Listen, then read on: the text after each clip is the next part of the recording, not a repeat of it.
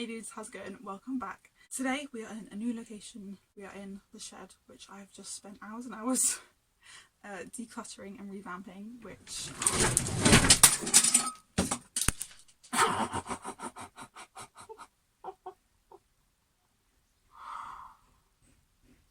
I can't believe that's on camera.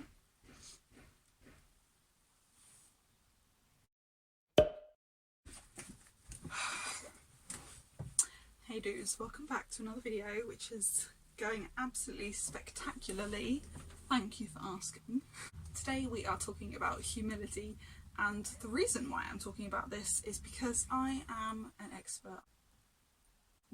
It's actually because humility is not one of my strong points, and so I've had to do a lot of looking into it and thinking about it. So I've come up with some things that I am going to share, which I'm equally here to implement into my own life. Humility is about putting other people before ourselves and not making ourselves bigger than what we are, not making other people smaller than what they are. And in the same way that we should be doing that for people, we should also be doing that for God. So it's really important to be listening to God and to be willing to let him teach us and for us to obey him. God is the author of humility, and therefore if we want to be more humble ourselves, we need to be first looking to him and making sure that we are in the right place with him.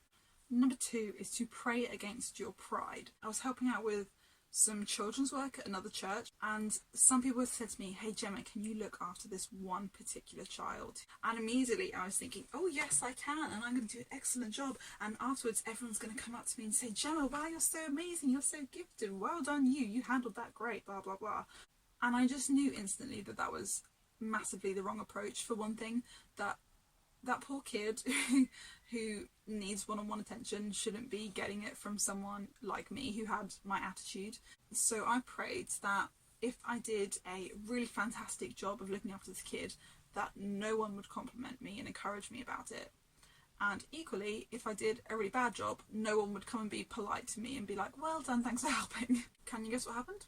No one came and complimented me or encouraged me, and I don't know if that was because I did a good job or not, and I'm kind of glad. I don't want to know. I don't want to be giving myself a pat on the back thinking I did an excellent job.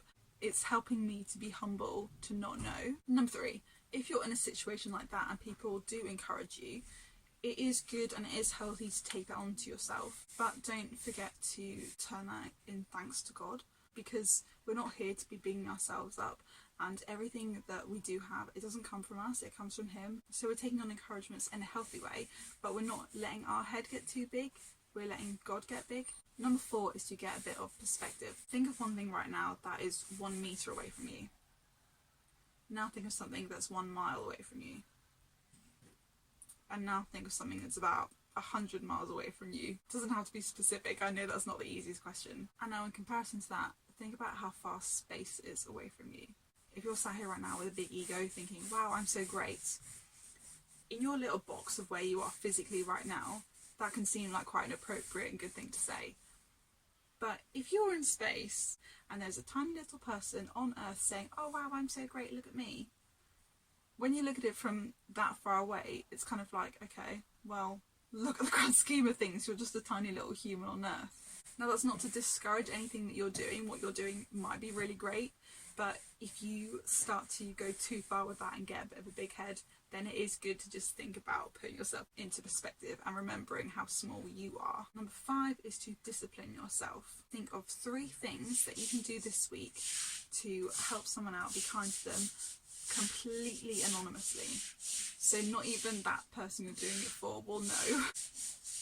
And if you're really struggling to think of something to do during lockdown, plan some things that you can do after lockdown. It's just a really good lesson to be able to achieve something which makes someone else feel good and bigger. So then you're teaching yourself to feed off of the pleasure that God gets from what you're doing and not from other people. Number 6 is to remind yourself of how big God is in comparison to you, because at the end of the day, I hate that phrase, at the end of the day, but it's really about him, isn't it? We shouldn't be comparing ourselves to other people or getting massive amounts of gratification from them.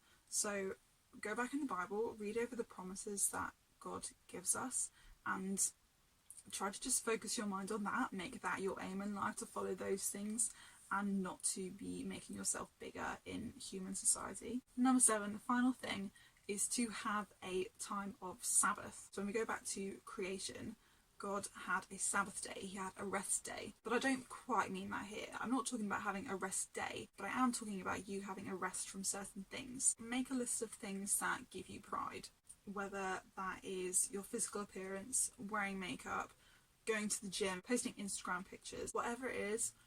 Set out a day where you just don't include those things, or maybe longer than a day, maybe a week. It really depends on how severe your dependency is on these things. How different would your life look if you weren't relying on makeup to look a certain way? How different would your life look if you didn't have the most amazing Instagram account with loads of followers and loads of likes? When you're really then stripped back, where are you getting your self-worth from? People who tend to have low humility tend to be people who are getting their self-worth from superficial things, and that often can cause that person or those people to take from others in order to make themselves feel bigger.